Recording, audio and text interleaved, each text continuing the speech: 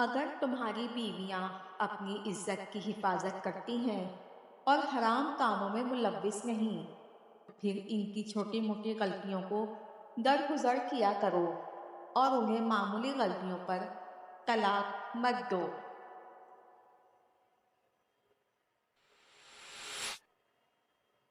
جیسے کسی بھی کھانے کے ذائقے کو لذیذ بنانے کے لیے نمک کا بہت عمل دخل ہے، ویسے ہی اپنی طبیعت میں خوش اخلاقی کا عنصر لازم موجود رکھو تاکہ لوگ تمہارے ہونے سے خوش ہوں۔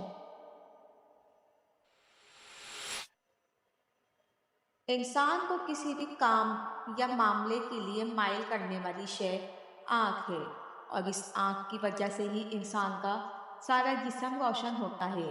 اگر یہ آنکھ اللہ تعالیٰ کے احکامات کی پیروی کرتے ہوئے آس پاس کے معاملات کو دیکھے، اور یہی آنکھ سارے جسم میں اندھیرے کا سبب بھی بنتی ہے اگر یہ نفس کو مانتے ہوئے چیزوں کو دیکھتی ہے۔ میاں بیوی کی مثال ایک جسم کی مانند ہے، نہ کہ دو جسموں کے۔ اس لیے اللہ تعالیٰ کے کرم سے جس کو تمہارے جیون کا ساتھی بنایا گیا ہے، اسے خود سے جدا مت کرو۔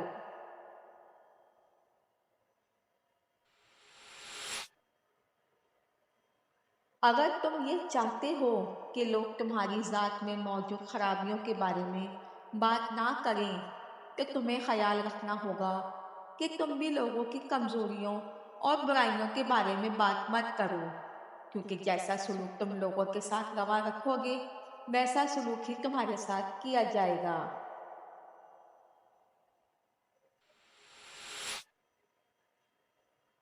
اپنے دشمنوں کو برا جاننے کے بجائے ان کے لیے نیک جذبات رکھو اور انہیں اپنی دعاؤں میں بھی شامل رکھو۔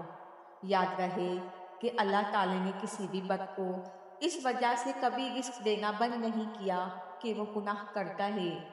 اللہ تعالیٰ کو نیک اور بد دونوں پر ہی ایک ہی بادل سے بارش برساتا ہے۔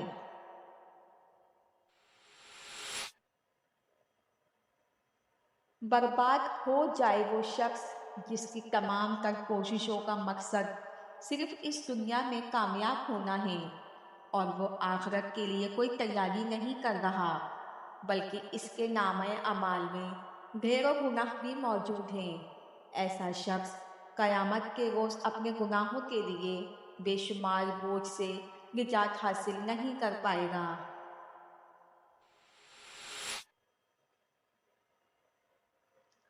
اگر تم بلند مرتبہ اور مالدار ہو، اہل علم ہو، تو اپنی تربیت میں عاجزی کا عنصر لازم رکھو، کیونکہ جو اپنے آپ کو بری شے سمجھنے لگے اس سے مرتبہ چھین لیا جاتا ہے، اور جو اپنے آپ کو عاجز سمجھے اللہ تعالیٰ لوگوں کے دلوں میں اس کے لیے عزت ڈال دیتے ہیں۔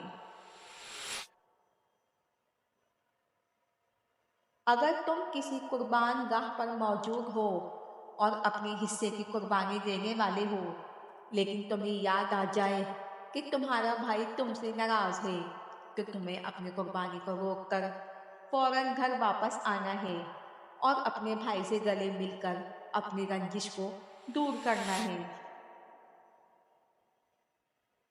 جو شخص بدی کے کاموں میں ملوث ہو، تمہیں اس سے مقابلہ بازی نہیں کرنی چاہیے۔ اگر کوئی شخص تمہارے دائیں گال پر تھپڑ مارے تو تمہیں اپنا بایاں گال اس کے آگے کر دینا چاہیے۔ اگر کوئی شخص تم سے قرض مانگے تو تمہیں اسے انکار نہیں کرنا چاہیے۔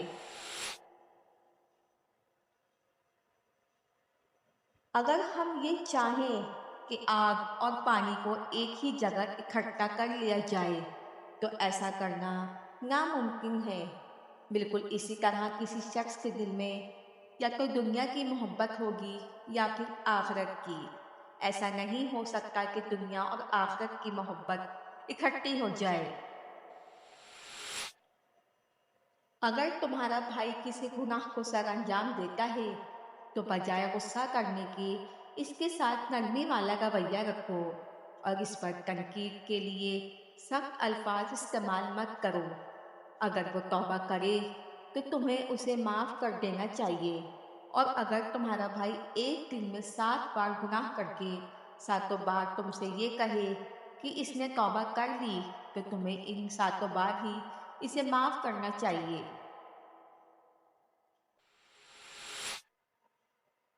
اگر تم لوگوں کی تعریف کو اپنے ذہن میں رکھے بغیر کسی نیک عمل کو سر انجام دو تو اسے واقعی نیکی گنا جائے گا۔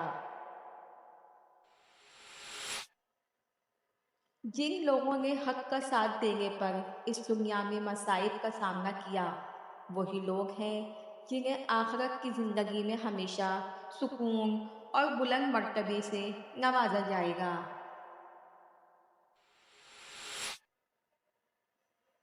جس شخص کو اپنی عبادات پر غرور ہو، اس سے بہتر وہ شخص ہے جو گناہ کر لے اور بعد میں انہیں تسلیم کرے اور توبہ طلب کرے۔